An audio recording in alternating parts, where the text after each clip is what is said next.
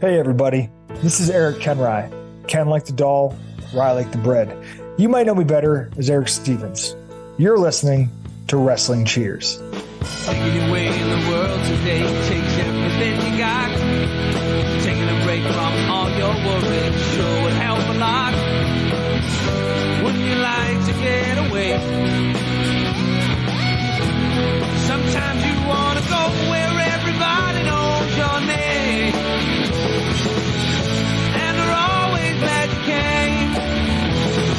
You want to go where you can see that troubles are all the same. You want to go where everybody knows your name. And welcome back to Wrestling Cheers, where everybody knows your name. But wait, is it Stevens or Koenreich? This is Wrestling Cheers. We like to talk about things going on in Northeast Ohio independent wrestling scene. We preview shows, we review shows, and sometimes we have interviews along the way. This is an interview with Erick Stevens / Erick Koenreich. I'm your host, Justin Summers, and Wrestling Cheers is brought to you by Midwest Territory. Please rate, review, and subscribe your ever list this fine podcast, whether it be Apple Podcasts, Google Podcasts, Stitcher, TuneIn, YouTube, Spotify, iHeartRadio, Pandora, Amazon Music, or Podbean. WrestlingCheers.podbean.com. Find us on Facebook, Twitter, and Instagram. Facebook.com/WrestlingCheers, Twitter.com/WrestlingCheers, and Instagram.com/WrestlingCheers. Email, if you so choose to desire, WrestlingCheers@gmail.com. Like I said, this is an interview with the Cookie Dad, Erick Stevens, Erick Koenreich. I've said your name so many times now that I kind of got the government name memorized. How's it going, Erick? It's going good, Justin. How you doing? I'm doing good. I'm doing good. A nice little fun night. Hopefully the power doesn't go off on me, but yeah, nonetheless, still fun. Fingers crossed. Fingers crossed. I think you're okay. I think this is meant to be. I think it's going to go down without a hitch. Mm-hmm. So I'm excited to be here. It's been 3 eventful years. Yeah, one thing that we won't dive into what life has been like since then. As I was skimming through the last episode, didn't listen to the whole thing. I actually wish I did make sure certain notes. There was one comment that we said that in hindsight, I was like, oh shit, that kind of turned out better for both of us. At this point, when we recorded, it was about April 2020. The future of a lot of things were just up in the air. And we kind of talked about the 2020 NFL season. And you're like, you know what? I think it's just a wash. Let's just get ready for 2021. And I was like, oh, it could be worse. You could be a Browns fan. And you're like, that's true. Well, the 2020 season did happen. The Browns actually did pretty good. We actually made it to the playoffs and beat the Pittsburgh Steelers, and the Tampa Bay Buccaneers won the Super Bowl. Can't complain about that. Yeah. I look back on that season very fondly for a number of reasons. Number one, because it was a good life lesson in, I guess, pessimism. Now, some might argue that I was doing a little reverse psychology, convincing myself we were going to have a horrible season. And then even if we had a decent one, I would have been elated. Still, I was not a Tom Brady guy. I was not a believer in Tom Brady whatsoever, no matter what my friends from the Northeast would tell me. And for the first 6 games of the season, I looked like I was right. But then, Tom does what Tom does, turned it around. And that late season run was just so incredible and so surreal. And I ended up getting a Tom Brady tattoo because of it. But that's a story for maybe later in this podcast if we have time to tell it. But the best part about that season was that I got to watch the Bucs win a Super Bowl with my son and my dad. Almost, 20 years to the day that I got to watch the Bucs win the first Super Bowl with my dad, which was a huge moment for us because obviously the reason I'm a Bucs fan is my dad. And so the reason Cam, my son, is a Bucs fan is because of me. So for 3 generations to sit there and watch the Bucs win a Super Bowl, I never thought we'd be back there in, I don't know. It definitely didn't cross my mind. I never thought it was even a possibility. So to have that moment, I have zero regret with my Tom Brady tattoo. I owe him that much for giving me that moment in my life, and I'll never forget it. I think we see those moments a lot in sports to where an accomplished player will go off to another team and, whatever team that is, they're just like, oh, yeah, we got him now. We're going to be great, blah, blah, blah. And majority of the time, that's not the case. The only times I can think of off the top of my head that it actually worked out is Tom Brady and Peyton Manning. And even Peyton Manning, he still had that first time he went to the Super Bowl with the Broncos and got killed. Yeah, got smashed. They were like, "Oh, he's washed. He's done." Which is the same thing I said about Brady. Mm-hmm. His arm strength was very clearly diminished, and I just felt like he didn't have what it took with what the Bucs had to put it together. And I was wrong, just like everybody was wrong about Peyton, because they, that's why they are two of the greatest of all time, because they can do that. And yeah, now Tom Brady has more Super Bowls than any franchise. Like, just think about that. Like, there's 32 franchises in the NFL and none of them have that many. Insane. He's the GOAT, man. I came around a little late, but I actually always thought he was the greatest quarterback of all time, greatest football player of all time. Mm-hmm. Even probably because I didn't have any sort of ill will like a lot of my friends did, because the Bucs and the Patriots didn't really have much history, barely ever played. So it wasn't like my friends who were Jets fans and Giants fans. I understood their disdain, but I always respected the man as an athlete. And I thought he was always just amazing, just performing under pressure so well. And I just thought we got him a little bit late. I was wrong though, because he won us the Super Bowl. I was anti Tom Brady for many years, and then when I started playing fantasy football, I would put my fandom to the side, and then it's just like, okay, I want who's the best. And eventually, I think it might have been my first or second season. I can't exactly remember. It might have been the second where I got Tom Brady. And I was like, okay. And I would watch him in games, just like maybe just watching stats where like he was doing horrible. And then all of a sudden, like, boom, like he kills it. I'm just like, oh, like I'm looking at Tom Brady from just like, from a fan point of view, like actually look from a fan of the sport. I'm like, I enjoy Tom Brady, and that's when I completely changed my mind. And I'm like, would I root for him against the Browns? No. But still, like, just from a non-biased point of view, looking at how great he is, I'm like, it's hard to really diminish that. People try to, with a lot of the scandals and everything, or even maybe saying, it's all Bill Belichick, which Bill Belichick probably plays a part of it a little, but still, like, there's those stats don't lie. To put it in pro wrestling terms, I think that there's a big comparison we made, at least for me, between John Cena and Tom Brady.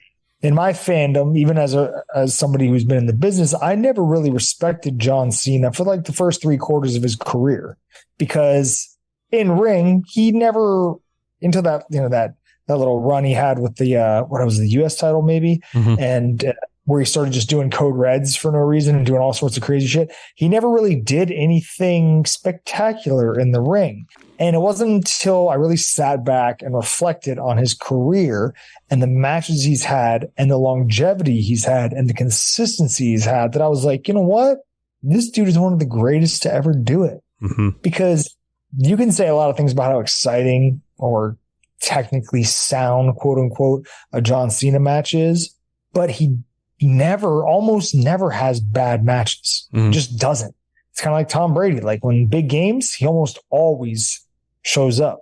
So he doesn't choke even when his team chokes, like in the Giants Super Bowl. You can't really put that on Tom Brady because he played his ass off. It's just, Eli had his number. But John Cena is very similar, just a long career, he's very divisive, just like Tom Brady, mostly just because wrestling fans are annoying and they just have to crap on what's popular. That's kind of the thing. But I respect the hell out of John Cena. He's a hard worker. Tom Brady's a hard worker.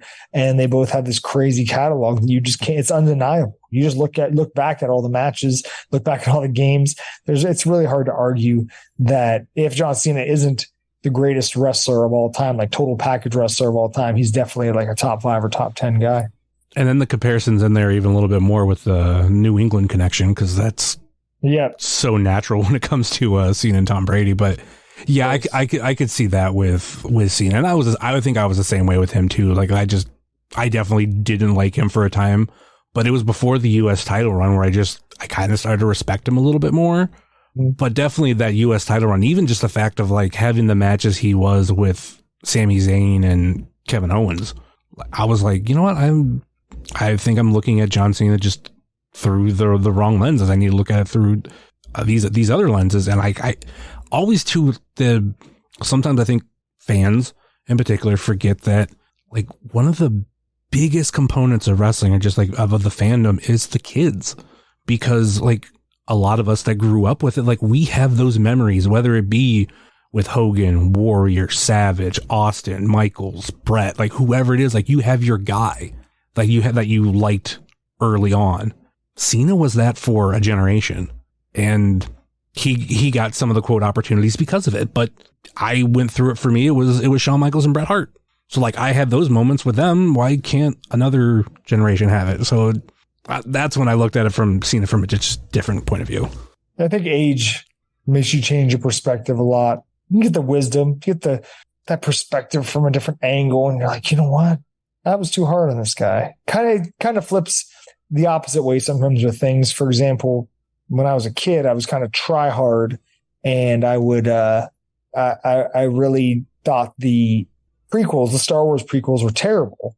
And then as I got older, I started to gain respect for them, but still look at them critically and say, these are not good movies. However, I do enjoy these movies. They're still technically bad. I mean, objectively speaking, they are bad films. But, you gain appreciation for things as you get older that maybe you don't have with a younger, more, I guess, jaded lens. You're supposed to be, I've become less jaded as I've gotten older, I suppose. And I think having kids helps with that. You kind of look at things through a childlike lens. Not that I was the most mature person ever, but you see things as kids see it. You're like, it's not so, it's pretty fun. But John Cena was never a guy that I actively disliked. But man, as time has gone on, I just like him more and more. And similarly with Shawn and Brett, I really liked Shawn back then. But now as time has gone on, if you ask my opinion, I think, Brett's significantly better in many ways, especially because he didn't lead to this weird, I guess it's kind of phased out now, but the independent culture of the last 10, 15 years, the showstopper, the main event, the blah, blah, blah, all that shit. That general culture, that's Shawn Michaels' fault. So I harbor a little bit of resentment towards him there. But in ring wise, I always got to give Brett the edge. And when I was a kid, I was like, oh, Brett's so boring. And now I'm like, oh man, Brett was awesome. I'm the oddball there because I like Brett and Shawn almost equally, like almost throughout their whole career, like even going back to, like, this is kind of like one of my favorite stories, like WrestleMania 12. It was obviously Shawn Michaels, Bret Hart, Iron Man match, March 31st, 1996. And the reason why I can say I remember the date is because that was my 10th birthday. And I loved both of them. So it was kind of like this cool birthday present that here are my two favorites going for the title. Like I was rooting for Shawn because obviously I wanted that, the boyhood dream and the way they were building, like I wanted that to happen. But I also remember before like Shawn had that face turn, everything with Brett was just, for my age, just like seemed cool. Like you always wanted to be that kid in the front row that got the shades. Like if you were a kid watching at that time, I feel like majority of us, that's like we wanted to be that kid at some point. So I've always loved him. I loved him at that point. I never wanted to like turn my back on him. So I always try to, like, I'll even say like they're both my top favorite. I can't pick between the two. But as a kid, I probably leaned a little bit more towards Shawn, especially after that face turn. But as an adult, like there is this part of me that's kind of like you, that I kind of lean a little bit more towards Brett, but I still love them both. Makes sense. Another thing that has changed, two things, but kind of similar. Well, if I'm correct, I think this was after the interview, you did lose a dog, got another one, and also you have a second daughter, a third child. Yeah, a lot has happened. The Cliff Notes version is going back to that time period. Business was really good. Cookies and Cream was killing it online. We were preparing to open up a brick and mortar in the near future. And that went off without a hitch. However, the business was a little more difficult to run than anticipated. And so it started to struggle financially. And that led to a little dark period of my life. But like you mentioned, we lost 2 dogs in 2 months. It was really hard on us as a family. But thankfully, also, as you mentioned, we welcomed Emerson, Ray, Koenreich into our family in between those two losses of our pets in October of 2021. And so that was a massive life changer because we had all but conceded to two children. And then one day my wife says to me, she goes, "Hey, what do you think about a third?" I go, "Listen, you know that whatever you want to do, and we're going to do it. So you just tell me where to be and we'll make it happen." And we did. So she had a kind of a vision about our family and she didn't see us ending with two. So it was her call and I was obviously in full support. So yeah, Emerson Ray Koenreich, she is, it's hard to say if it's recency bias or not, but she might be our happiest kid. And that it's really, really nice to have that third wheel, so to speak, with her and Cameron and Brooklyn. The dynamic is very interesting. Poor thing's going to be extremely tough because she's getting beat up by two siblings instead of just one. So, and Brooklyn is definitely taking advantage of the size difference. She's just so rough with her. I'm like, man, you're just paying it forward. You're paying it forward because Cam was rough with her. So yeah. You know how it is. There's always a bigger fish in the sea, except for, I mean, she's the smallest one, but she's going to be tough for sure. At least like seeing from the Instagram photos and everything, she almost looks like Brooklyn 2.0. Yeah, I think that's just because she's a girl. I look at pictures of myself as a little kid, and I didn't really resemble. I mean, some pictures of Cam, you see it, but I think Emmy is the one that most closely resembles me as a child, especially the circumference of her skull, because I have a very big head, and she has a huge head. And my other two kids, they kind of have peanut heads. So my wife's genetics, I suppose. But yeah, who knows? And that's the thing. It's hard to guess who they're going to look like because they go through so many changes in different phases, and their hair color changes and their facial features change. And it's just so crazy that I get to watch the process happen for a third time, slowly but surely. I mean, she'll be 2 in October, and just watching her little personality blossom over the past few months has been amazing. But there is that melancholy side to it, the bittersweet side where you say, you know what, this is the last first you're ever going to get. No more first steps, no more first words, no more first anything. Once they happen, this is the last time you ever see it. So it's definitely made me more grateful and more present in these moments because I know there's no do-overs here. Well, with her turning 2 in October, I'm kind of getting the link with Brooklyn. I'm wondering if, like, when she gets later in 2s and more in the 3s, will she be in the same kind of terror as I know Brooklyn can be or could be at that time? That's the hope that you have as a parent, that there's going to be some differences in their personalities, right? Yeah. Kids are kids, but still, Cam is real hard. I mean, he's still hard. He's 7 and he's still hard. But maybe it's because he's a boy. Maybe it's because he's the firstborn. A lot of variables there. Brooklyn is the way she is because she is the middle child. And I think that whatever personality traits she was going to have, regardless, they got amplified by us adding a third kid. And so she is very much her mother's daughter. Cam got my temper, and Brooklyn got my wife's moodiness and just general. How do I explain this in a way that won't get me in trouble? Have you heard of the abbreviation RBF? Are you familiar with RBF? Not off the top of my head. Resting B word. Yes. Okay. Yeah. So, my wife has that. It's a really bad case. If you look at her in public, you would think she's the most unapproachable, mean person on earth, very closed off, very guarded, but she's not. She's very warm. She's very nice. It's just that's her default facial expression. She just looks pissed off. And Brooklyn kind of has that too. Can be happy, but for the most part, she's just a little stoic. Especially for a girl her age. But and then Emmy is just all smiles, all waves, all hi, and I don't know, maybe she's going to go down the same path. Maybe she'll look, she's already belligerent. She just does random shit that I'm just like, why are you on top of that right now? Why are you climbing this? Please. But she's about to turn 2. So that's just what they do.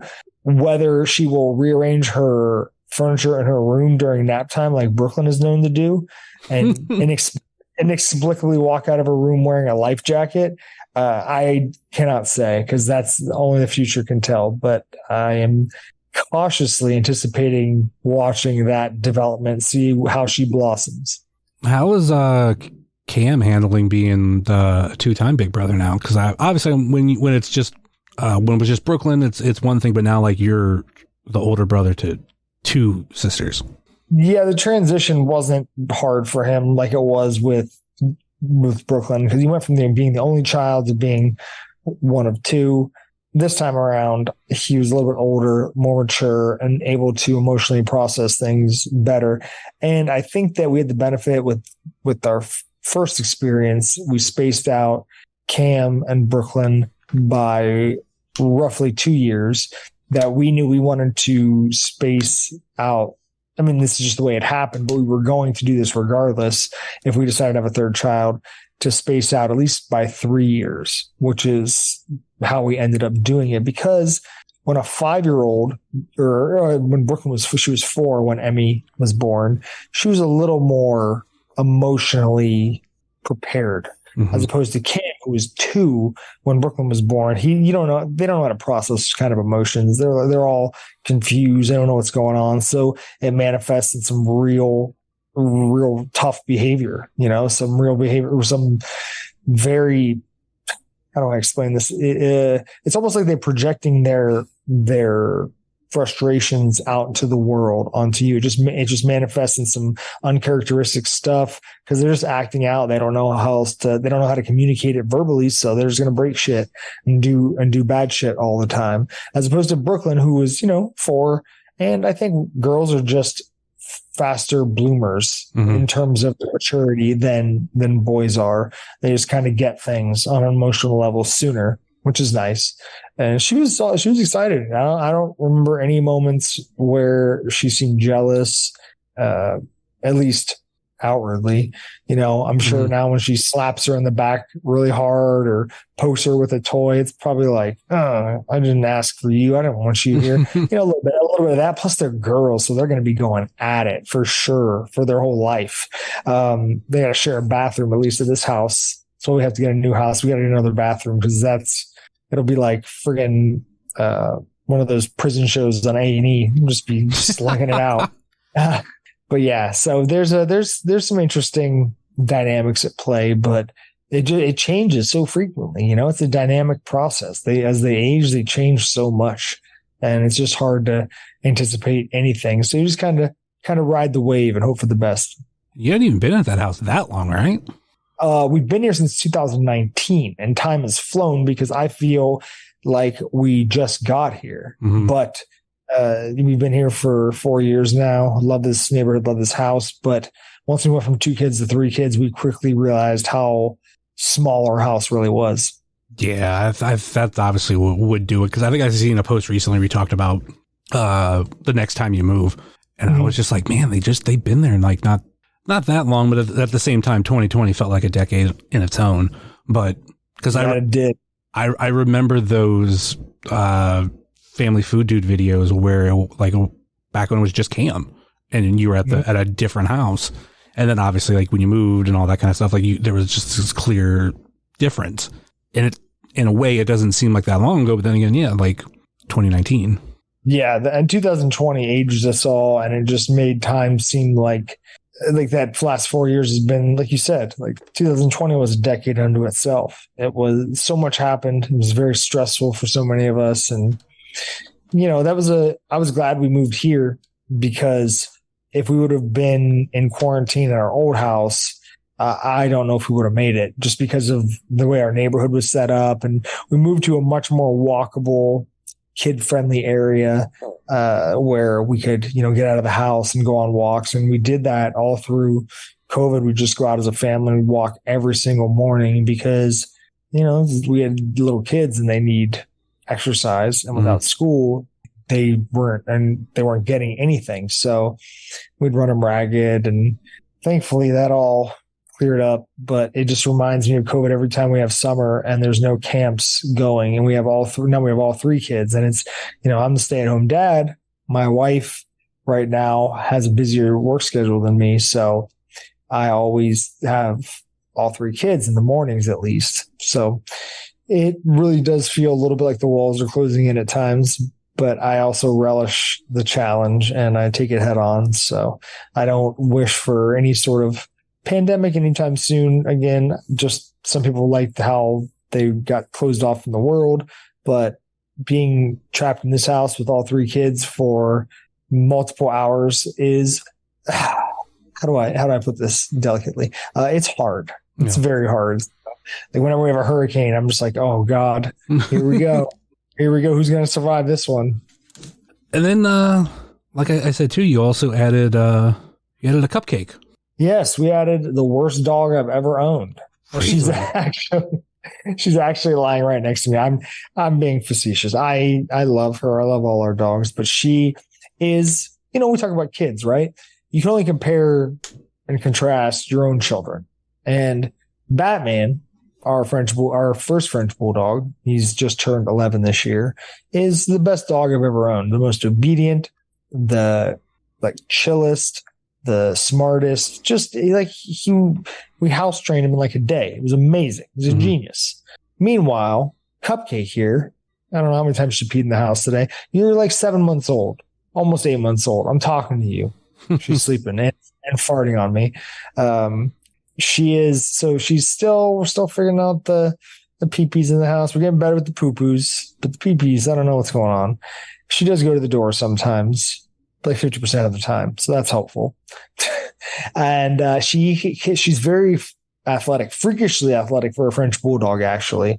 Very lean. She's shredded. She's like 4% body fat, even though we feed her a bunch and she ends up eating human food because she can jump really high. And we have to put her on the patio when the kids eat meals because she will literally jump up on the table and start eating the kids' food in front of them.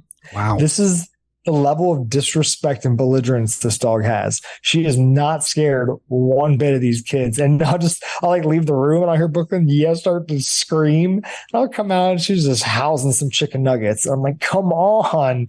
And I'll start to put her outside. And and she can also jump up on her bed. And she snores louder than Batman, despite weighing like 14 pounds. I don't get it. She's just an all around pain in the ass, but she's our pain in the ass. So, I mean, she's made Batman. She's actually restored a little bit of Batman's youth, though. I feel like he's become more rambunctious with her. He plays for about 4 minutes, but still, it's better than nothing. Yeah, Batman at least had to wait till the kids left the table before he would jump up there and grab food. He can't even jump up there anymore. Yeah. He just has to hit the ground. Meanwhile, this thing has a 9-foot vertical leap. Yeah, I'm kind of in the same boat with my Frenchie. She is 12. I think we're right now about 12 and a half. Her birthday's in January. Definitely getting old. We had to get some steps for our bed so she could get into it, because if she didn't, she would just spend the whole night whining. We believe her hearing's going. She has the smokiness in her eyes where her vision's kind of going, but like she'll follow you and everything, but there's probably like some sort of vision issue, I'm guessing, with the smokiness. But it's just, she's getting old, it's showing, but like she still has like certain signs of life. And I'm now dealing with her potentially having like some other issues to where she'll have accidents. Some of it just not being able to hold it as long as she used to. And I had to pay for that. I think it was this past weekend where we slept in just a little bit and then she was kind of annoying me to get up. So I was like, okay, fine. I'll get up, like let me go pee and then I'll take you potty. No, not fast enough. Not fast enough. She pissed in the bed. Yeah. And getting that smell out of the mattress is a pain in the ass. Listen, I relate to that. I'm 41. This enlarged prostate, man, it makes life very difficult sometimes. I'm like, I just peed. Why do I have to pee again? So I understand, like, Batman's always trying to go out. I'm like, all right, bud, hold on, let me just get you. But he's in control of his faculties. He's got really good hearing. I think his vision's getting a little cloudy. Because I used to be able to throw up any kind of little treat or piece of food, catch it out of midair. Now sometimes it just kind of flies by his face. But he he definitely recognizes people still because he just runs to the door for everything. But I think like that 11 to 12, or after they cross the 10-year threshold, Frenchies are just kind of one of those breeds that they just want to have one of those years where they just age so rapidly, and they go from being like, oh wow, look how youthful they are, to just looking their age. So I'm sure you had the same kind of thoughts when you look at your dog. It's just like, man, this is bullshit. You don't get to live forever, dude. This is just a true injustice of life. Well, one of the bigger things too, because I want to say she was technically a little bit younger than Manny the Frenchie, and Manny just passed away. Broke my heart. Yeah. And it was like out of nowhere. And it's just like buying a dog. When you follow a dog Instagram, you know that eventually, someday, as long as they keep running the account, they're going to make a post like that. But it just felt so out of nowhere. And I don't know what your history is like, but I even commented that Manny was the first French Bulldog account I ever followed on Instagram, like when he was a puppy. And he was the dog that was the Instagram account that made me want to get a French Bulldog. So, it was very, very sad. And then you are shaken because you look, 2 Chainz, Frenchie, Trappy died a few weeks ago, and he was only 10. So then I end up looking at Batman. I'm like, oh my God, dude, you could just die now? That's whack as fuck. Just like, when you hear about celebrities passing, like, oh, they died. They were 71 years old. And then I'm like, oh shit, my dad's 72. Like, he could just keel over at any second. Just those little reminders about the, I guess, brevity of life, especially the lives of our pets, is always a little disturbing. But try not to think too much about that. Still, every time I walk past him, I make sure to smooch him on the nose and tell him I love him because he's my best boy. My history with Manny was, at the time I was dating a girl that had a Frenchie, and I wasn't necessarily as in love with the breed, but then as I found Manny, which I don't remember how, I just did, and I kind of fell in love with him, which made me fall in love more with my ex's dog, and it helped me. And then there was a time where Manny followed my account. We're talking 2013-ish. Eventually I unfollowed somewhere along the line, but I used to post a lot of pictures of that dog, that Frenchie. And I always wanted to do some of those parties they would do in Chicago with Manny, because I wanted to meet Manny. I thought that he was such a lovely dog. I loved the pictures of him in the sink, or some of them of him just talking out of nowhere, of that Frenchie speak. Yeah. I would probably be annoyed if my dog did that, but the fact that I'm watching in a video, I'm like, oh, it's cute and everything. And then when me and my ex broke up, literally within a month, I found my dog, and she wasn't even a puppy. She was used for breeding, and the owners were done. And they were like, all right, they were trying to sell her. And only the issue that we kind of have with her, and I've had her whole life, she can be very jealous and not want me to get attention from any other dog or cat or something. But that's going off on this tangent of Manny. But yeah, I loved watching him grow. But when you would definitely see his health decline over the past year or so, because he started to have that one problem with his ear would always be drooping. Yeah. And they stopped doing the parties and everything. It's oh. So yeah. And then if you kind of notice too, I think Manny actually died in June. It took them a while to post that, which I understand. That's a grieving process. And the owners, I know they have a few dogs, and I mean, they still have at least three other Frenchies, but I know they had other dogs that have passed away, and just to keep going through that, it just sucks. Yeah. But yeah, Cupcake, I love the name. I would love to get another Frenchie, but unfortunately, where we are with our apartment, we're technically over on our pets. Yeah. So we can't even get another. But I know I've said whenever Zool passes away that I do want to get another one, just because I love how they can be very low maintenance, but also just so loving. I know all dogs are, but I feel Frenchies is just a little bit more. Yeah, I agree. I'm biased, but I agree. I've had a few different breeds of dogs, and Frenchies are by far my favorite. By the way, Zool, great name. Great name for a French bulldog. Thank you. I was in between that and a name that was going to be a Doctor Who reference. I was going to name it Pond. And I was just between the two, and like I had enough people like kind of like push me towards Zool, and I'm like, all right, like, and I love Ghostbusters, so it's just a fun name. And also, like, should say the Marshmallow Man was always my favorite character, and even though it's not exactly the same thing, but like they're at least linked to some point, so it all works out. Yeah, obviously Batman was such an easy name, and not a unique name, I don't think, but he's a black French bulldog, and Batman is my favorite superhero. So I was like, yeah, it's Batman. I'm like, yeah, sure. My wife, typically not very nerd tolerant, was very, very happy with the name. So I was excited. And yeah, it stuck. And Cupcake was always the girl name we had in mind. Not Cookie, not Ice Cream, but Cupcake. I just think it's a really funny name. So glad we finally got her. It's too bad she's such a shithead, but hey, you know what I mean? Yeah, I'm just talking shit to her right now. She's also super needy. So we have to take her out of bed because she will jump up. We got a higher bed. Like it's friggin' like 8 feet off the ground. I almost roll my ankle every time I get out of it. And she's able just to jump up there. So we have to take her out because, like I said, it's not so much that we need the space because she's skinny. She's tiny for a French bulldog. This thing snores like louder than Batman does. I don't understand. So we have to take her out. But yeah, she's spoiled and needy, and she thinks she's a princess. So I'm a huge fan of unique pet names because there's some out there that are just very, very common. Like, hey, if you want to name your pet that, that's fine. But I always like, or I've had ever since, oddly enough, since my ex who had that French bulldog. That French bulldog was named Halpert after Jim Halpert from The Office. So that's where I kind of got the idea of like, okay, you know, weird pet names. Something that's not common, but like has like a story to it. So for Zool, obviously, I'm a huge fan of Ghostbusters. I picked that. And then we have two cats. The first cat, his name doesn't sound like unique, but the story is, and it's Dexter.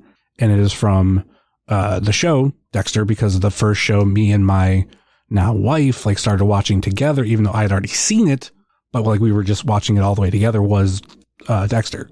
So when we got the cat, and it was like, this was our first pet together, and we were trying to like come up with names, and like I had a bunch, like because my last name Summers, I wanted to name a pet Cable. Yes. I've often joked that like maybe for a female it would be Buffy. Just stuff like that. Like, and there's obviously a bunch of other nerd ones, and then we stuck on Dexter. And then for our other cat that we rescued at the beginning of 2021, it's a orange cat, Orange Tabby. And we did one again. Once again, we were like trying to figure out which name would be perfect. She wanted to go Cheeto, and I'm like, that's kind of a common name I've heard for cats like that. But I'm like, how about Dorito? Kind of similar, like nacho cheese Doritos. And she's like, no. And we went with, and some people won't get it, but other people will. His name is Brownie. He is named after the Cleveland Browns elf, who's named Brownie. And this was because this was the exact time the Browns were in the playoffs. And I'm like, I'm so happy. Like the Browns are doing good. I kind of want to name him after him. But I'm like, I'm not naming my cat Baker. I'm not naming it Mayfield, because like that's just asking for something to happen that did happen. Yeah. So Brownie was the one. I'm like, that right there. Because I could always say like, you know, it's something that's not leaving. So yeah, I love a good story for pet names like that. I'm a big fan of people naming their pets with human names. I just think that's the funniest phenomenon. It's mostly white people. I might as well just say it. It's like, what's your dog's name? Oh, Roger. I'm like, your name's your dog Roger? Yeah. What's next? Like, this is Brandon. This is Drew. I'm like, what are you doing? You're taking all the fun out of it, but it just makes me laugh because you sound like kids. Although I did pitch, and I can't believe she didn't go for it. When we were trying to pick Cam's name, I thought Optimus Prime Koenreich would have been fantastic. I mean, look, nobody's going to be named Optimus Prime. Nobody. Optimus for sure. We only say Optimus Prime when he's in trouble. He's done something bad. Optimus Prime, Koenreich, and she didn't go for it. And I was like, God damn, I thought, and I tried to shoehorn in some other stuff. Logan was another one. I really thought we were going to have another boy. So I was lobbying hard for Logan and Brock. Those are two good, really good dude names that my wife was actually on board with. Brock. She was, if Brooklyn would have been a boy, she would have been named Brock. So, yeah, just like Cam would have been Cam either way, we just would have spelled it differently probably. We were married to Cameron for sure. And Emmy was just all my wife. So I was like, I don't want to come up with another girl name. I came up with Brooklyn. That was one I was in love with. Like, you just pick it. She's like, Emerson. I'm like, cool. I don't give a shit. Let's go. Let's go. I really did not care. As long as you were going to try to name my daughter Gertrude or Ruth or something, I was going to be fine with it. Or I also had to make sure, I was like, don't pick something super white people. I don't want like a Briley or a Kaylin or some weird name like that you just made up. I don't want you to make something up. Like, let's get a real name. So we found a happy medium of whiteness and a cool name. So we just took Emerson and we spell it Emersyn. And then Ray, I did get a nerd win because my wife wanted to name her Emerson Ray. And I go, can we spell Ray R-E-Y instead of R-A-Y? And she's like, sure. And I was like, hell yeah. Killed it. Ray from Star Wars, Rey Mysterio. There it is. I just stuck with that forever. R-E-Y. I always forget, is Sarah Del Rey A or E? Ray, R-A-Y, because because she was the Death Ray, and I remember the shirt. So actually, you know what? Now I'm listen, full disclosure, I had a gummy. So just a second. Let me, I got to look this up because I don't want to sound like an asshole because I had this shirt, but it could be like the Mandela effect, right? So, it is, well, please be R-E-Y. Son of a bitch. It's R-E-Y. Son of a bitch. God, I had this shirt and everything. It's one of my most prized possessions. Yeah. Del Rey. D-L-E-R-Y. The greatest American women's independent professional wrestler of all time.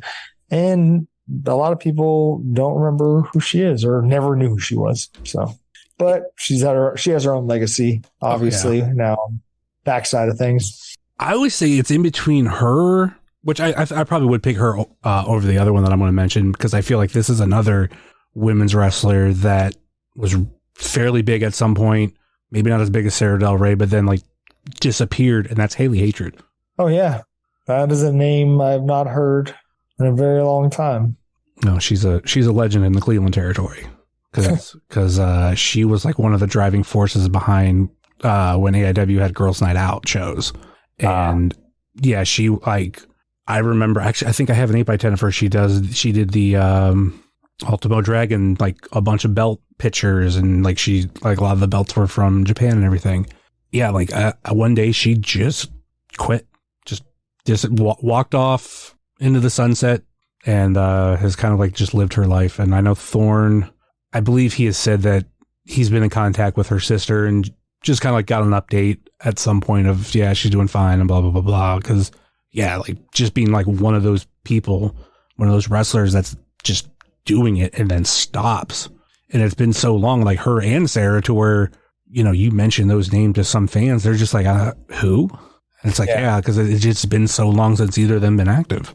So another thing that you've done since you've last been on, and I know it's a big thing now, and I'm guessing it's kind of a transition you have from the cookie business, and that's Tired Dad Fitness Club. Yeah, I actually was coaching for a while from about 2012 until 2018 or actually 2019. I was still doing some coaching when I came back to wrestling the first time, and I coached powerlifters. But I had some general fitness people, and that's kind of how I cut my teeth. I was a personal trainer, so I worked with general populations, and I didn't have any sort of athletic clientele. It was just people wanted to lose weight, get in better shape. Then I started coaching powerlifters, and then I got out of the coaching game, and now I returned to it in the general fitness niche. And, at first, it's funny you bring up Tired Dad Fitness Club, but at first I wanted just to coach dads. But the more I spent time in the space, and the more I realized that just men as a whole need help and need a coach that understands what they're going through. And so I've actually just shifted Tired Dad Fitness Club over branding wise, just to my name, Erick Koenreich. Mm-hmm. No snazzy brand, just me. I'm the brand because I'm the coach, and I only coach men, but now I coach men from all sorts of different walks of life. Some have kids, some don't, but they all are trying to lose body fat, gain muscle, just get in better shape, feel better about themselves, change their mindset and their approach to nutrition and fitness. And that's where I come in. And I'm very grateful that people trust me enough to do that because I love it. It's one of my life's greatest passions to help people. So having a ton of fun with it.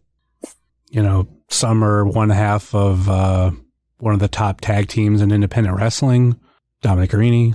Because I've seen what you've kind of done with him a little bit, and he's looking good. And obviously more. There's probably more to go with him, but yeah, I like that for Dom. It's actually both members of the best tag team in North America because I coach Kevin as well, and they both trust me with their nutrition and training. And really, Dom doesn't want to be one of these super skinny, lean dudes because as time's gone on, we've seen that the Fed has. Sorry, I don't mean to sound like a douche and call it the Fed, but old habits die hard. That's what we've listen. I was calling it that in 2003 because I heard some vet say it, and it's never been able to leave my lexicon. So it is the Fed. They're not looking for the super shredded physiques anymore. They just want guys that can go. I mean, well, they did. Now they don't want anybody, but you know what I mean. Now they want NFL players and figure models. But anyways, you don't need to be 4% body fat to get signed anymore. So I think it's really awesome that people can kind of ease back on the leanness and just kind of embrace their own genetics and builds. And, I'm not to say that you should just accept the bare minimum because I see a lot of really bad bodies that don't need to be bad. If people would just spend a little bit more time on their craft and not just think about the next move they're going to do, like start thinking about how you present yourself. It's very easy to fix. And so that's what Kevin and Dom just need some little tweaks here and there in their diet and their training. And I think that while the results aren't going to be crazy, you're not going to overhaul your physique completely because why would you? They're the best tag team in North America. So if it ain't broke, don't fix it. But I think you can always improve in every aspect of your life, especially in personal development, whether we're talking our mindset or our bodies. So I'm glad they trusted me because I get a real kick out of that, of that little mentorship role. And it's been a common theme in my life over the past couple of years. I realized that I was not put here to be a performer. I was put here to be a coach. I might never be in the spotlight, but that's okay. I just hope my guys end up in the spotlight. How do you go from selling cookies to getting people to lose weight?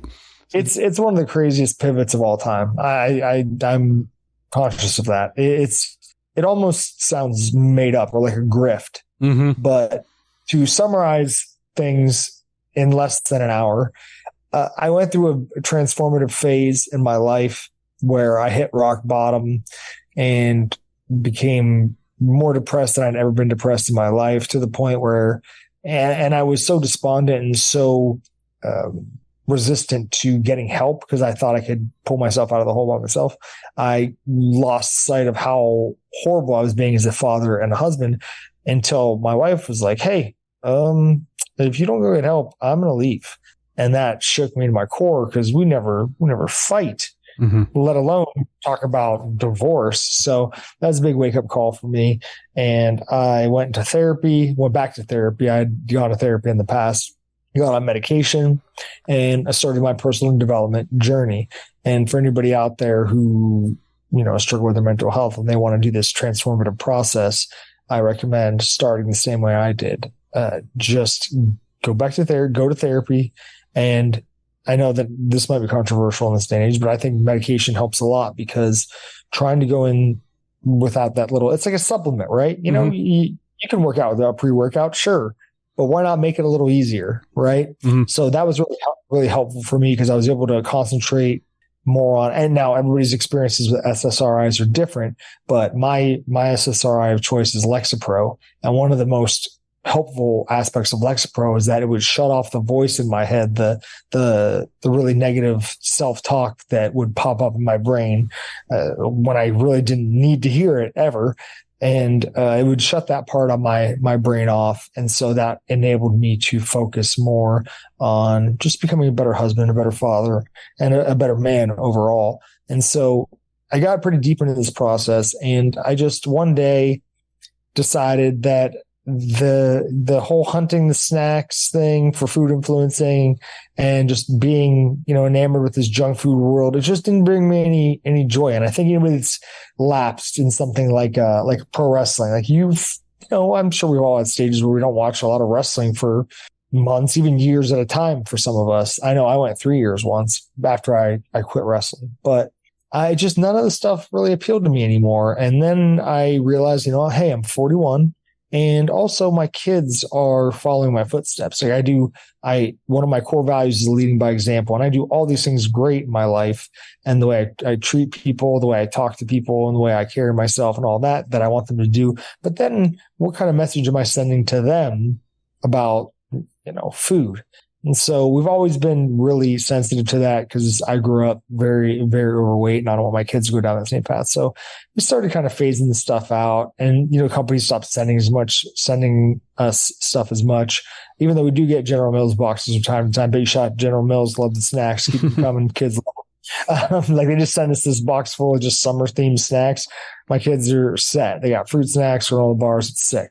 And I'm grateful for that. But yeah, nothing, it didn't, I'm never going to be one of those anti-sugar zealots, but all the stuff just didn't, I was like, I don't know. It doesn't make me feel good to eat it anymore. Mm-hmm. So I'm going to stop eating it. I had the same thing with alcohol. I had a really bad experience almost a year ago, and I had like a week-long hangover. I'm not exaggerating. I poisoned myself, which it is poison, but I don't want to get on that soapbox. So long story, not that short. I come out of this process with a completely different view of food. And now, yes, I still like cookies, and I still like ice cream, and I still like all these things. I eat them very, very rarely. I actually had ice cream for the first time in about 14 weeks last weekend at Salt and Straw. Cookies too. First cookies I had in months. Mm-hmm. And let me tell you something. When you abstain, that shit tastes extra good. I mean, wow. So yeah, it's still like something I like most human beings. I do like food, not so much junk food because I've eaten so much of it. I think I'm burnt out, but making sugary stuff and running a bakery and having my life largely revolve around junk food just didn't appeal to me anymore. And it really happened at the perfect time because getting back into coaching obviously sends some mixed signals when you're like, hey, stick to your macros while I eat this cereal, or these Oreos. So it can be a little confusing. And like I said, I'm never going to be one of those anti-sugar weirdos, but I know for me, my mental and physical state are better when I don't eat sugar. So take that for what you will, but everybody's built different. I just know what works for me and what makes me happy. So, and I'm happy.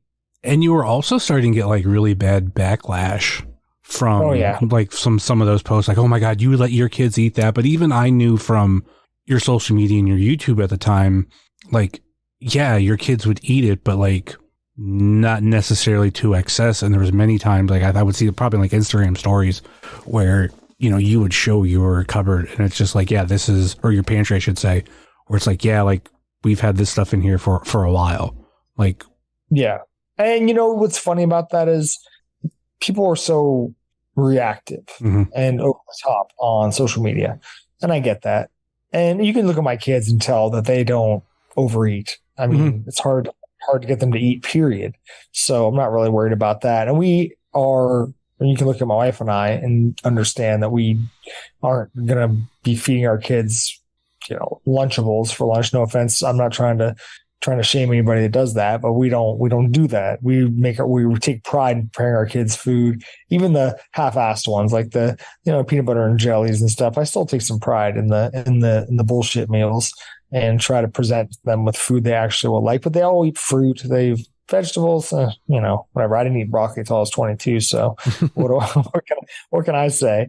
But they eat a ton of fruit, and my wife and I are going to feed them trash all the time. They never really eat fast food, not any of that stuff. But on the other side, it did, after a while, I really started to think about those comments, and some of them I started to take to heart, because it was largely the leading by example thing. Like, what kind of example am I leading here? Like they need to understand these foods are not something they should be eating every day like they are and being exposed to all the time. There's some foods that are fun, and the other foods we eat for our health and to be alive, essentially, and to be healthy. So, it's hard, like most things with parenting, but the transition has been pretty seamless, because even though we don't have as much junk food around, they still get sugar. I just don't make it a part of my content now, which I also felt guilty about, because, there's a little, as your kids age, and I'm glad, don't get me wrong, I love all the videos I made with my kids and stuff, but I look back and kind of like,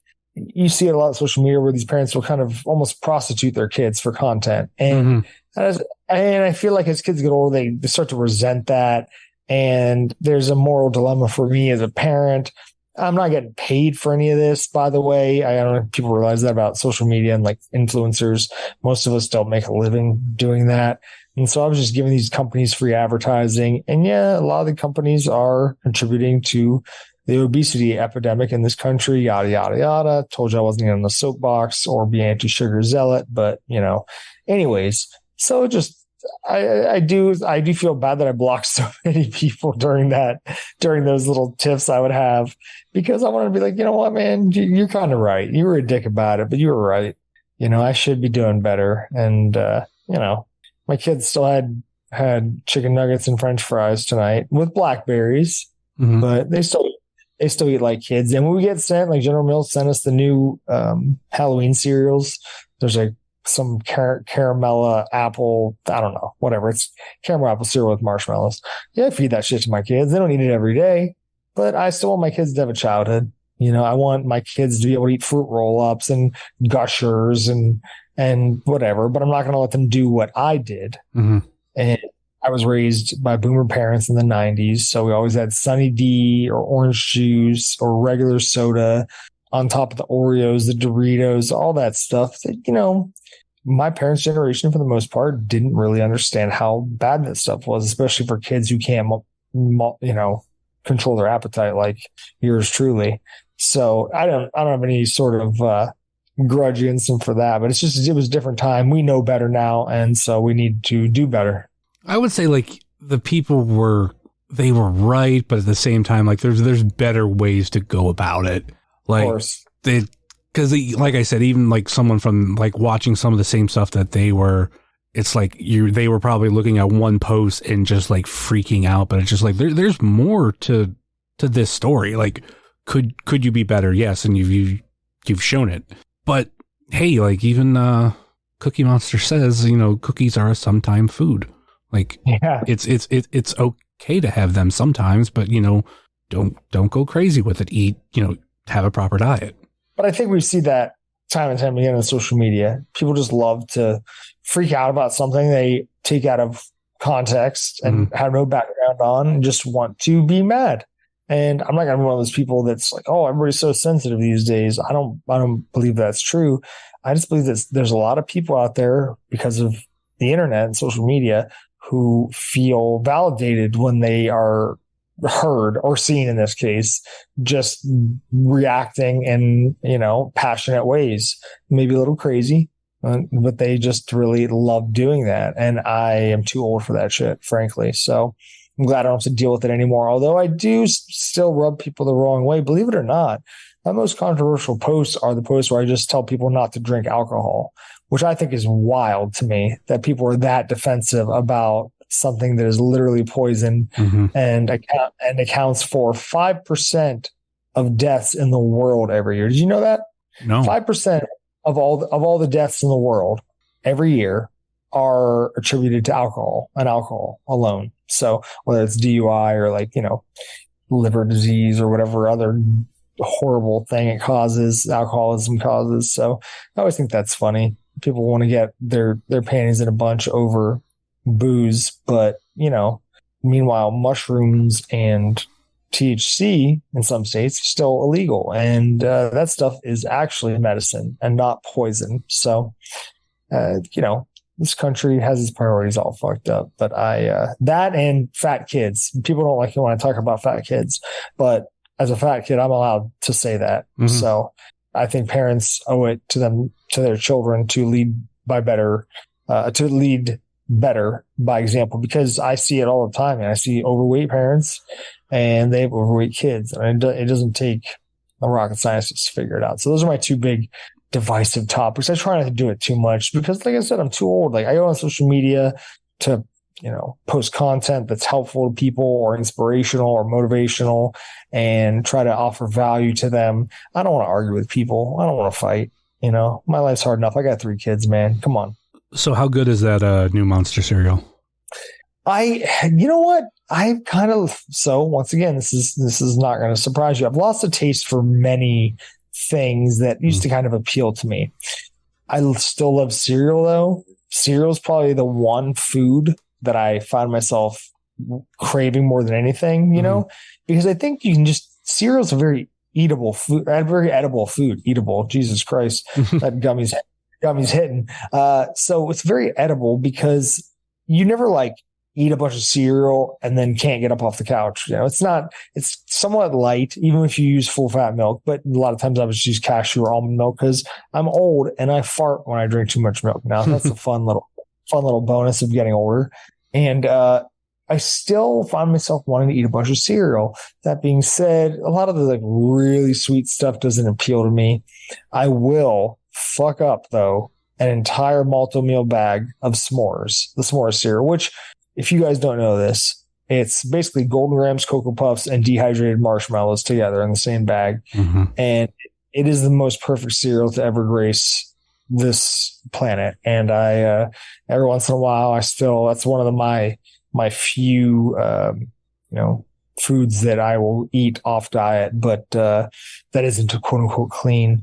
But man, a cereal as a whole, like I said, I think my taste buds have kind of been worn out. I never really like super sweet stuff, believe it or not, like the cotton candies, the birthday cake, stuff like that. I was always a salty and sweet guy. But then as I've gotten older, it developed even less of a taste for it. So it's, I guess, objectively speaking, if you like that kind of stuff, it actually tastes very similar to the Ninja Turtles cereal, which we also got sent. You're like, oh, why does this guy? He's a fitness guy. Well, listen, I'm gonna taste it. I got to know for science. Oh yeah, but kids, they see marshmallows, they black out, and they don't care. It doesn't matter what's in it. But I'd say it's pretty good. The Monster Mash remix is fun, but once again, very sweet for me. So I'm a Golden Grahams kind of guy, Cinnamon Toast Crunch kind of guy. Not overly sweet, just kind of. I'm a basic dude. Although texture really does it for me. I'll eat some Raisin Nut Bran. I'm not old enough for grape nuts yet, but I'm sure I'll get there. Yeah, I think the new Monster Mashup and the new cereal in general, like the only two that I really want to try. I'm someone like, I love cereal, but like I just don't have enough time to eat it. So like I'll have a box every so once in a while, and it all just depends on like my mood. But I know like once I saw that they're releasing a new Monster cereal and like they're gonna have all of them together again plus the new one in the Monster Mash, I'm like, well, that's two that I'm gonna have to get when they come out. I wanna kind of dive back into mental health stuff because it basically connects what I had for last week's episode of Magnum CK and kind of like where I am at personally with like when it comes to just mental health. Like, I do think a lot of people should like look into it. I think even before I went and, got my own help, that I was always for hearing people's story, and it seemed to be all the same thing. Like, hey, like let's make it okay to go get that help. Like, no matter what it is, like, don't feel ashamed, don't feel bad. Like, understand, like, a lot of us need it, and having people come out and talk about it, I think, was helpful for other people. Yeah, I think that, there we could talk all day about the stigma of men and mental health, and I think it's even more common in, let's keep it in context here, in professional wrestling. Until recently, it was a very, very macho sport, and talking about your emotions, your feelings, your mental health struggles, as early as, maybe 10 years ago, would get your balls busted, and it's not a healthy environment for anybody who struggles with those kind of things. There's not a lot of people to talk to, or there wasn't. Now it's more out in the open. It's more acceptable to speak about. A lot of wrestlers are very forthcoming with their thoughts on it, and they talk about their own experiences with therapy, and that's very progressive and awesome. But I can only speak for how it was when I was in the business and struggling the hardest. There's really not a lot of people to talk to. People just tell you to cheer up, to tell you to, I don't know, keep your head down, not be a pussy, whatever kind of, like I said, macho things that guys love to say when they don't want to talk about their feelings. But you had to put your head down and kind of just trudge through. But I'm really happy that it's a more acceptable topic, because there's a lot of trauma out there in the world of professional wrestling and the histories of men, especially. So I think we all need to be a little more honest with ourselves and not let our ego make so many decisions. And really, I can tell you, my ego was what kept me from getting help for so long. And I thought I could do it on my own. And there's no shame in asking for help. And that doesn't make you weaker, doesn't make you less than. It actually makes you really strong, because you were able to, push your ego to the side and show some humility and say, you know what, I can't do this by myself. I think for me, I never thought I was that bad, because in comparison, when I was dating my wife, she ended up coming to the realization, she needed to go to counseling and all that.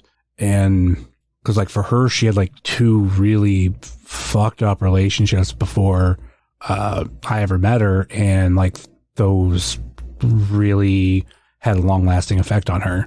And there was at one point we finally convinced her to go to counseling, and her mom was, she was for it, but she wanted it to be this secret.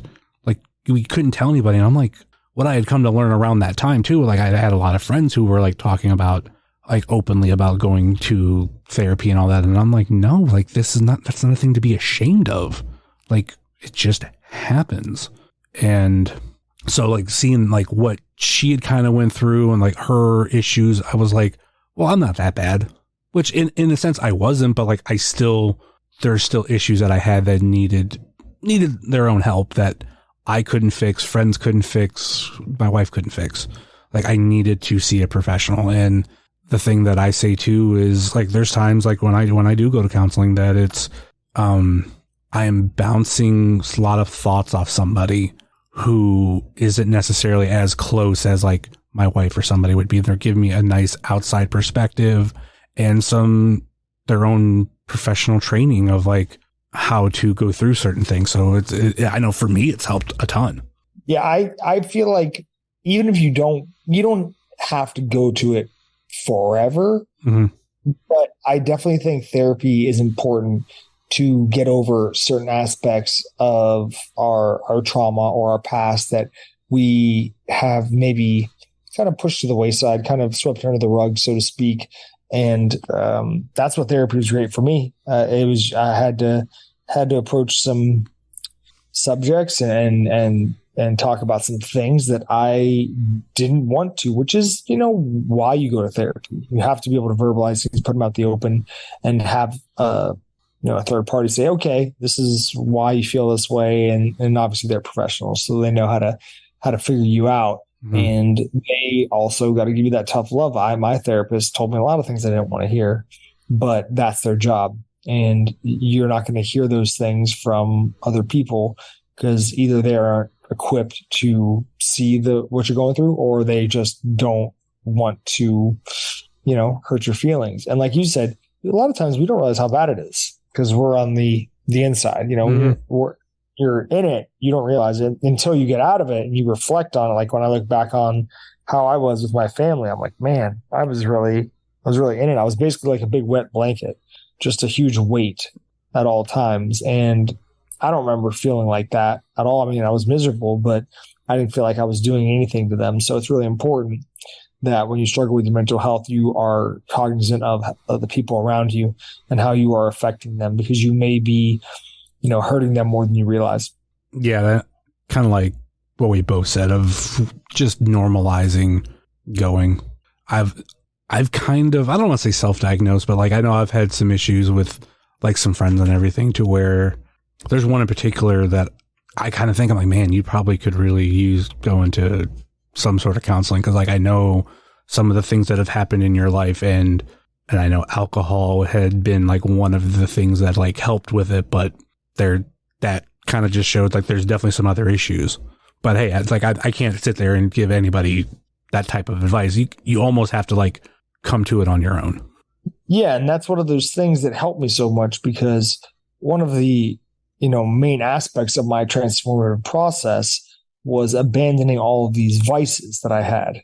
And not to bore anybody, but I had problems with compulsive spending, compulsive gambling, addiction to porn, like many guys, and worst of all, an addiction to food and compulsive eating. And it wasn't until I went to therapy and really started reflecting on my choices, and I realized that all of these vices were just coping mechanisms for my stress.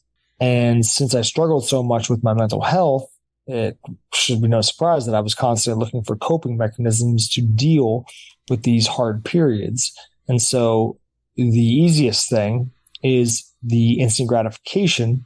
Much like a drug addict, or any addict for that matter, you get that dopamine spike, that instantaneous relief. But the problem with the instant gratification in most things is that it is all that fleeting. It's just that dopamine spike, and then many times many feelings of regret and shame, and physical side effects, and affects your bank account, so that, and that, which in turn does not do any favors for your mental health. So I looked at all these things, and I made it my goal to abandon them. So, I got in some pretty deep credit card debt, and I was able to pay all that off. I dug myself out of that hole, and I basically said I wouldn't, pursue these things, buy these things that I had been buying because I don't have enough space, let alone enough money. And so that was easy. That was easy. Porn was like a real gradual thing, where it just kind of like sugary cereal. I just kind of lost my taste for it, as weird as that sounds. And then, the hardest one obviously was food, but the more I abstained from, the junk food and the sugary stuff specifically, the less I found myself craving it. And I don't know how much of that was a subconscious decision on my part, or just a, little next step in my evolution. But either way, that was the last one to go. And I feel very liberated now, because I know that when things get hard, I won't start snacking, and I won't, just go on eBay and buy 4 pairs of shoes that I don't need. So or wait until, football season starts and then go crazy on DFS, which that was, what a waste of money. What a rube. What a mark. But, we live and we learn. So I'm happy to be clear of all that. Now, probably wondering, Eric, what do you do now? Well, listen, when you have 3 kids, you got to become really familiar with something I like to call breathing. Okay. You're going to need to breathe. That's all you got to do. When I have the time, reading has been very therapeutic for me. Video games actually are very therapeutic. Even when they're beating my ass, it's still a nice little version of self-care. And I think exercise and eating right are just 2 of the best ways. And this is going to sound real crunchy and hippie, but if you're going through a mental health struggle, like, exercise and good nutrition is key to accelerating your recovery. But I will say this, just exercise alone is huge, because when I was binge eating at my worst, obviously my diet sucked and I was gaining weight at an exponential rate. And I promise you, had I not been exercising all through that, I would have felt exponentially worse. I mean, just awful. And I'd never missed a week in the gym in my life since I picked up a weight when I was 16. No matter how shitty my diet was, no matter how bad I was eating, I've always loved to exercise. And I think that's, it saved me actually from a worse fate, I think. And I think that, they've done all the studies. It shows you can treat depression with exercise because of the endorphin release. So you want instant gratification. There's nothing better than just going out there and sweating and kicking your own ass, because no matter how bad you feel going into a workout, you always feel better after it's done. All right. This has gone on longer than I expected it, but let's start to wrap things. I'm getting sleepy. I'm old. Yeah, this is edible. It's funny though. The edible is not as strong as I thought it was going to be. I've had some real sleep issues lately in true old man fashion, and I've had to up my dose. So maybe I'm developing a tolerance for it. I have no idea, but my body just wants to get up at 4 a.m. My wife hates it. I know everybody thinks that's some bullshit I post on social media to be inspirational, but it's not. And it's not always by choice. You think I want to wake up at 4 a.m. on a Sunday? No, that's boring as shit. I don't even have football to look forward to. Okay, what am I going to do? It's my rest day. I don't have to exercise. It's like, come on, man. So yeah, I try to get in bed by 9, but I made an exception for you. So hope you appreciate it. But we do wrap things up with the Fave 5 questions. Let's do it. This is Booker T, 5-time champ, and this is the Fave 5 questions. Now, can you dig it? Much like last time, I tried to pick more food-related things, even though you aren't as big into some of the stuff anymore. But there's some fun ones here. Listen. Yeah. I love food. I'm more, when people ask me, like, do you still love food? I go, yeah, but I'm not like, I don't care about, I mean, it's interesting to see the new Oreo or whatever. I don't really, that's not my thing. I like real ass food though. You know what I mean? Like I go and I want to get like a real burger. I want to get, actually, I'd love to eat pizza, but it doesn't agree with me anymore. But like real food. I don't really get excited about the newest Taco Bell items. No offense, but just like right now, I'm high as a kite. I'm not thinking about Taco Bell. I'm thinking about like some real gourmet shit. So anyways, yeah, food questions are fine. I'm not going to be offended. I'm not like a born again Christian. I'm going to get mad if we talk about Slayer or something. No, I'm okay. I'm not like that. First up, we have, I call it the Jocelyn Navarro question, tacos or burritos? Well, I hate to be that guy, but it would definitely hinge on if we're talking hard tacos or real tacos, meaning soft tacos. Is there a clarification there? It's any taco. Okay. Definitely burrito. I mean, I guess there's an argument to be made for quality over quantity and the versatility of the taco. I mean, there's so many different types of tacos. Between the different types of tortillas, flour or corn. I'm a corn guy myself. I'm a traditionalist. My wife likes flour because she's white as hell. So I'm like, that's not a real taco. You know that, right? But at least that she doesn't like hard shells, because those hard shells I used to love, not so much anymore. But the burrito, you can put so much shit in it. And it really, at the end of the day, is what separates it for me. I just like biting into something that has 17 different ingredients.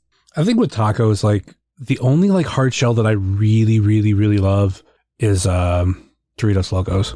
That's exactly what I was going to say. It's the only time you've ever actually used a hard shell as, to make the food better, right? But, adding flavoring to their shells was, especially the Flamin' Hot, was just genius, and it actually worked. The best way to eat those actually is the what do they call it? When they put the soft tortilla, the soft tortilla on the outside and the hard shell on the inside with a little layer of do they do cheese? I don't know. I forget. See, this is how I've been out of the game when I can't remember my Taco Bell items. But anyways, I love the texture. I love the combination too. I just had to sit here and try to remember it because I want to say double decker. I'm like, no, not double decker. Cheesy gordita crunch. Yes. So yeah, that where you got the best of both worlds with the cheese. That's the best way to use it, especially when you can, because if you guys don't know this, Taco Bell will essentially do whatever you want because they have like 16, 15-year-olds in there. They don't give a shit. Like, oh, can I get 4 Doritos Locos tacos inside of a burrito? Like, sure, why not? We're all stoned here. So yeah, but that was one of those things you can sub in the Flamin' Hot. I subbed in the Flamin' Hot once, and it was quite tasty. I'm someone who orders from the app, and my new thing, I'd say new, it's something I've done for about a year plus now. I add potatoes to the Crunchwrap and to the quesadilla. Yeah, I love I mean, if you're a vegan, you can actually get some pretty good stuff, especially if you're a vegetarian. Mm-hmm.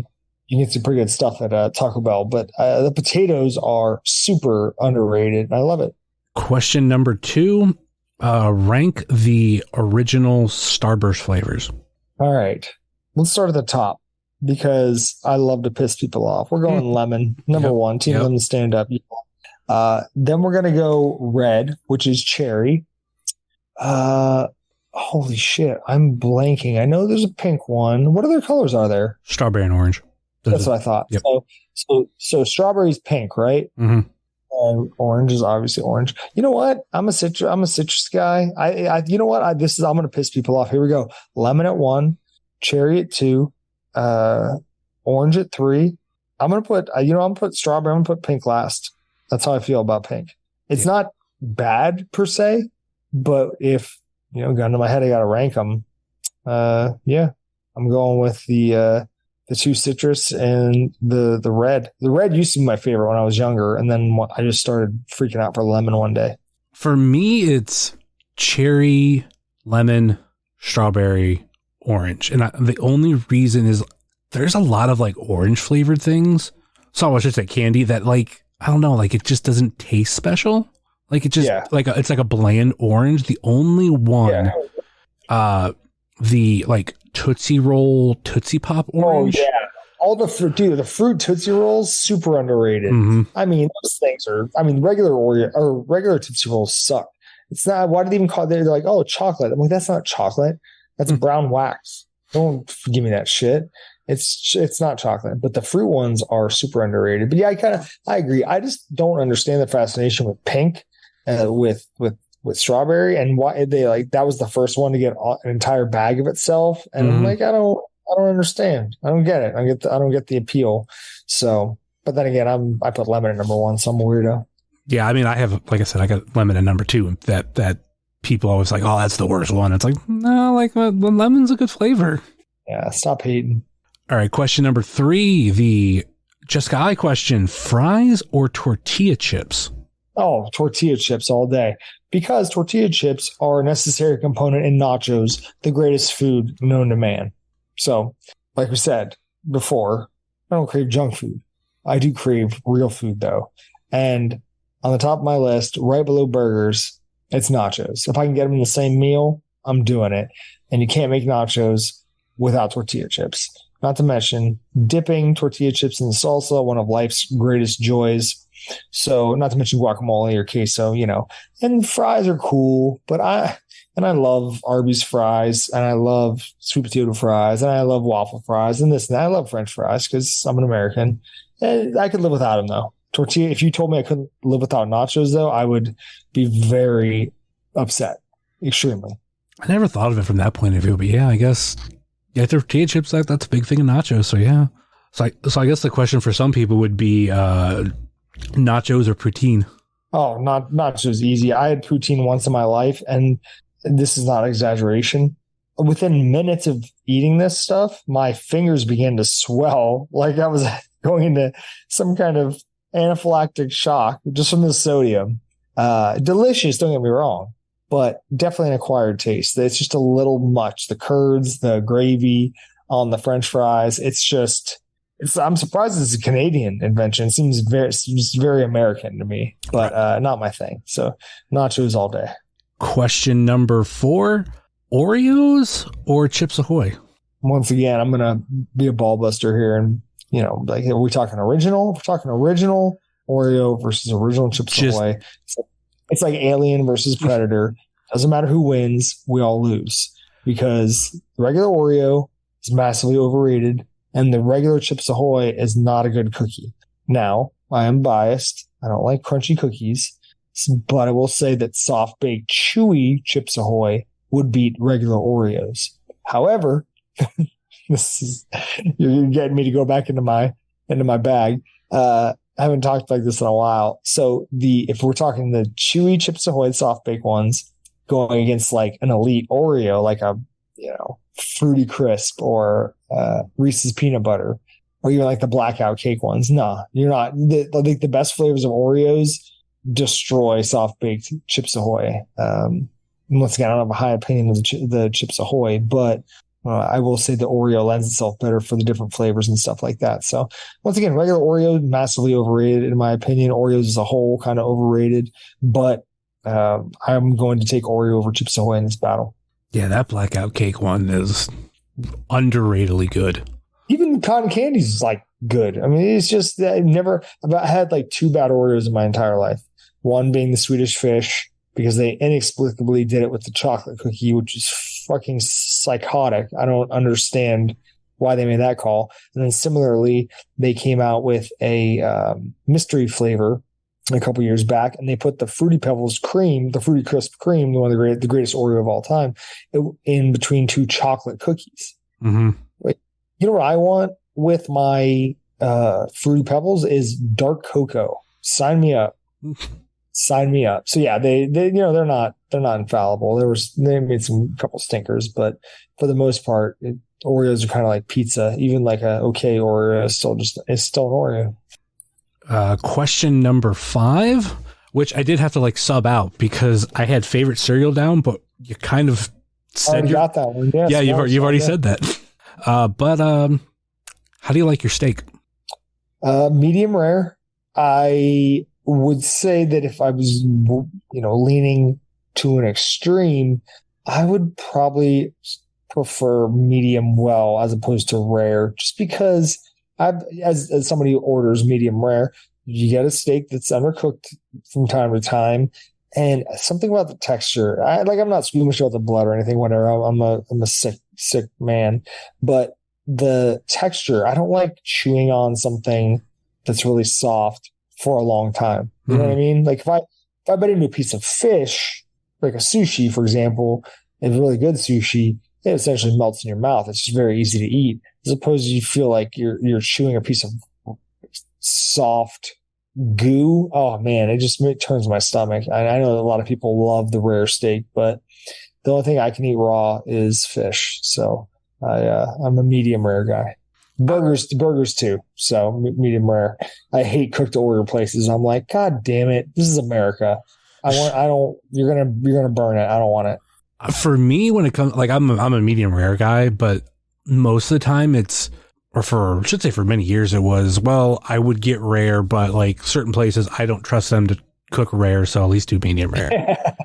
Yeah, for sure. You trust Ruth Chris, you may not necessarily trust Logan's Roadhouse the same, Yeah, and then like I think there was not too long ago I had a rare steak at a restaurant. I mean, maybe if I had someone I knew like make a rare, that'd be different. But I was like, I think at restaurants now, medium rare is going to be the safe bet to go, and probably across the board as a whole. Like maybe I'll go rare like every so once in a while. Yeah, I'd be more inclined to go like lower less cooked on a burger than I would be on a steak, just because of the, it's ground beef compared to, a solid piece of beef, but I still don't like overly soft meat. There's still something about it. All right. And in the 6th question, because of Honor and Booker T, there are 6. Give me your top 5 flavors of Ghost. We're talking what, supplement, the protein, or just in general, whole catalog? Yeah, let's go whole catalog. I'll give you mine. It gives me a lot more options. Yeah, I'll give you mine, but mine will be can only because I don't do the supplement. Okay, so I wish they would. I've heard some rumors, but I don't want to spoil anything. Some of the flavors of the powders are immense, but let's start off with my favorite flavor of the protein, which is Chips Ahoy. No surprise there. The Oreo one's decent. Nutter Butter's okay. Chocolate Nutter Butter's fantastic. It's probably my number 2, but Chips Ahoy is my number 1. Cinnabon's really good. I mean, besides the vegan proteins, I don't remember any of their stuff that I've tried that I actively disliked. So that's really good. Energy wise, and I'm looking at an empty can of it right now that I need to throw away. Don't worry, I didn't drink it just now. But the cherry limeade Ghost Energy is my favorites, which is not surprising because the cherry lime was one of my favorite legend flavors before that. And speaking of that, anything, and I have to think about it really to rank them, but anything Sour Patch Kid and Atomic Warhead is my jam. So the sour watermelon energy and the sour green apple energy are both up there for me, as is the red berry hydration. I don't know if you're familiar with this product, but it's a must in Florida. It's just basically like a Gatorade equivalent, but it's obviously zero sugar and just comes in a little powdered stick. You can get it at Target, but it makes your water delicious. So I like the red berry, although I will say this, I can be a little critical of Ghost. The red berry, and they've gotten so much better at the flavoring since then. The red berry was their first Sour Patch Kid energy flavor, and they didn't make it sour enough, in my opinion. The Warhead flavor is super sour. Sour Patch Kid's not sour at all, so that was kind of disappointing. But they've gotten a lot better. Like the blue raspberry Sour Patch Kids energy is clearly very, very sour. So so Atomic Warhead energy, cherry limeade, green apple, Chips Ahoy Way. And legend wise, oh man. So they had a collaboration with Max Tuning. Then I've done a couple with Max Tuning, but they made a sour pink lemonade flavor of Legend. And even though it came out like 2 years ago, I still have some in my cupboard, like a fine wine, you know? And I'm really hoping that that's the next energy flavor. I really hope so. Because if you guys aren't familiar with Max Tuning, he also makes sour strips. And they have a bunch of flavors, including my favorite, sour pink lemonade. So, as the Team Lemon CEO, if we get a sour pink lemonade energy flavor, I'll be pumped. All right, my top 5. Like I said, I'm just doing energy drinks. Yeah. My number 5 is the orange creamsicle or whatever it is. I do think I like how it's kind of different from the rain, and I like both in their own way, but. They both have they both have a nice, enjoyable flavor. Because Rain's more like Sunkissed, and Ghost is more like orange cream. So I always like the two for the same reason. It's kind of sad. 7-Eleven, I don't know if they've done it up there, but they don't carry Rain anymore. Every once in a while, I find myself kind of wanting a little switch up. I don't cheat on Ghosts very often, especially because now 7-Eleven carries them. But I'm like, you know what? Bang sucks. All these Monsters and Rock Stars or whatever. I'm like, where's the Rain at? Because that was my number one before Ghost came around. And they just aren't carried in 7-Elevens anymore. So you can still find them a lot of other places, but I don't know what happened there, if there was a licensing issue or what. See, that's weird because we have Speedways up here and they're owned by 7-Eleven and they still have Rain. Yeah, but the regular 7-Elevens do not have Rain. I can't make. Yeah. I don't understand the whole Speedway thing. Anyways, like they sell 7-Eleven products, but you still have the Speedway sign up. Are you guys just cheap? I mean, there's a Slurpee machine right there, and this is a Speedway. What's going on? Yeah, I don't understand at all. Number 4 for me, cherry limeade. Very, very good. 3, citrus. That's interesting. I was not a fan, and as a citrus lover, I was very disappointed that I didn't like it more. But, a lot of people do like it. I wouldn't kick it out of bed. There's no flavor I wouldn't drink. Actually, there is a flavor I wouldn't drink. The strawberry Bubblicious is disgusting. Woof. Can't do it, but some people love it though. It's very subjective. The cotton candy Bubblicious, unfortunately, I wish it was a wide release because that shit was really good. And it's too bad they were probably scared to roll out in full again. But yeah, I'm not mad at citrus. Yeah, the Bubblicious last year, I knew a lot of people tried it, they didn't like it, and I just never came across it. And then I finally seen it a couple months ago. So I was like, all right, cool, let me try it. And oh my God, it's exactly what everybody said. And yeah, but as a reviewer, not a retired reviewer, but I was confused. I was very, I was torn because I drank it and I was like, holy shit, they nailed it. It tastes exactly like the gum. And then I said, I don't want to drink that though. Like, that's cool. You did that, but why though? Because it's not, it doesn't translate well to the drink form. So I admired the flavoring from a technical standpoint, but man, that shit, it was hard to drink. They sent me a case and I drank them, drank them. Of course I did. I'm a caffeine addict, but there's some vices I can't kick because I have to live. But yeah, I was not pleased with that product. And, that's why Ghost keeps me around because I'm not a little butt kisser. I actually am honest about the products that I use, and I use a very narrow tree of Ghost products just because I'm set in my ways. But energy wise, outside of that flavor, I drink them all. My number 2 is the Sour Apple Warhead. And the thing that I love about that is like it nailed that sour apple flavor from the Warhead just perfectly. That every time I drink it, it takes me back to when I would, like, as a kid, and I would eat the Warheads. Yeah. I wish they would do black cherry, because that growing up, like, that's what I always, whenever they ask, that's what every time I'm like sour black cherry, because they make that. They made it in other products, like they had a Burn, they had a Legend sour black cherry Warhead, but for some reason they haven't done energy yet. Hopefully, it's coming down the pipe. Yeah, because sour apple and black cherry, like, those are my favorite Warheads growing up. So yeah, if the sour apple is good, like I'm expecting black cherry to be on that same level.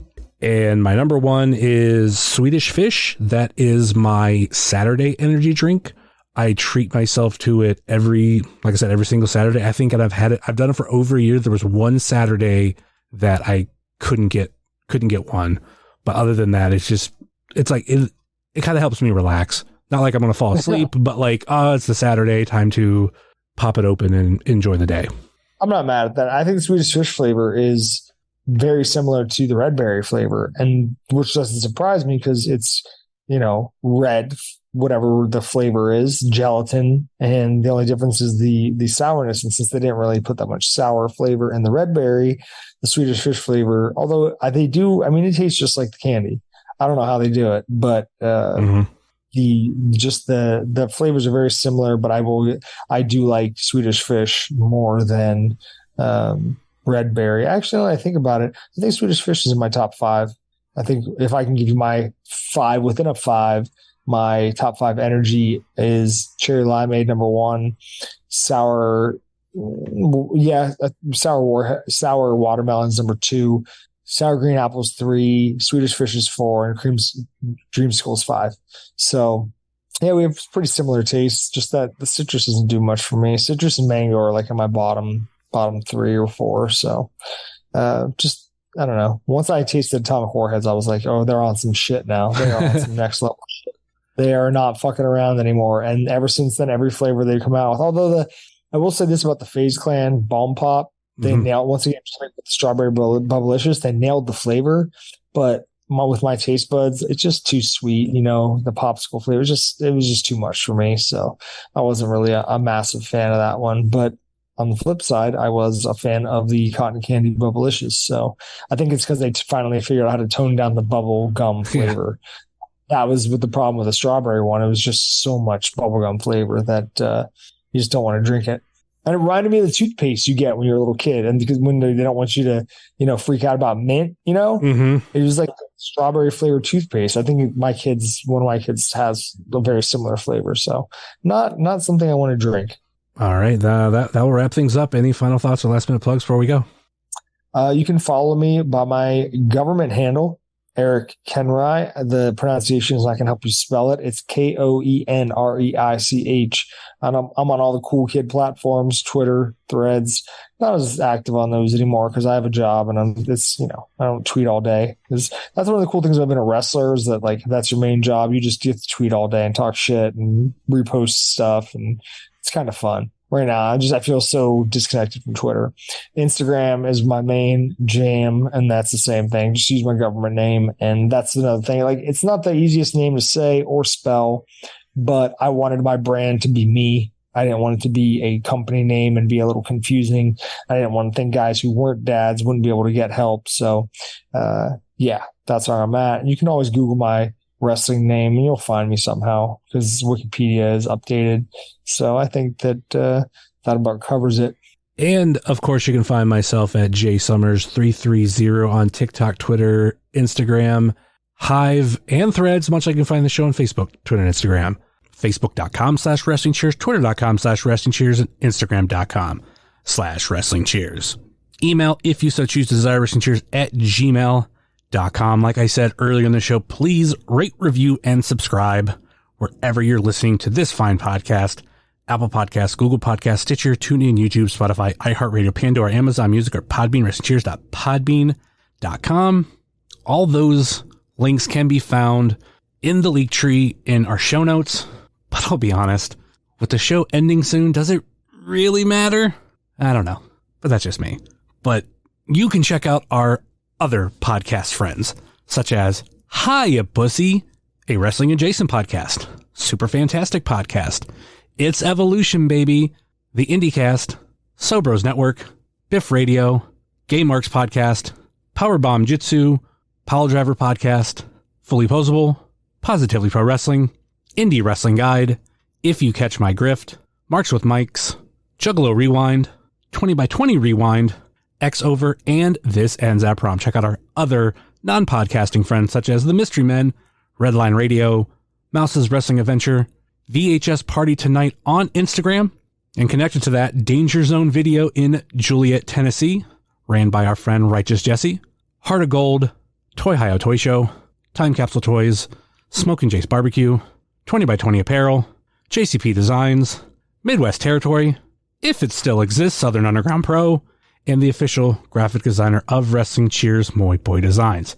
That will do it for us here on Wrestling Cheers, where everybody knows your name. And as one of my former favorite food reviewers used to say, peace out. Later.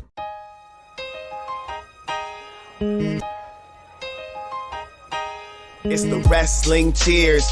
Get up on your feet, brightening your day in the middle of the week. And you gotta love the show. Yeah, you know it holds a title for the best podcast talking wrestling in Ohio. Finishing a cold one, take a load off. We ain't all about the prohibition like Josh, so we cheers. And then we sit back. Other shows are in the trash, kinda like they Nick Stapp. Like the name is Matt Justice, wearing all the gold. Wrestling Cheers is coming to a close. The #1 podcast going in the game. And one day everybody's gonna know the name. It's the Wrestling Cheers. This is Platinum Max, signing off. Ohio, good night. The world, good night. We love you. We'll see you next week. Speaking of that, just one moment. Hey, Brooklyn, please go to bed. No, I'm doing a podcast.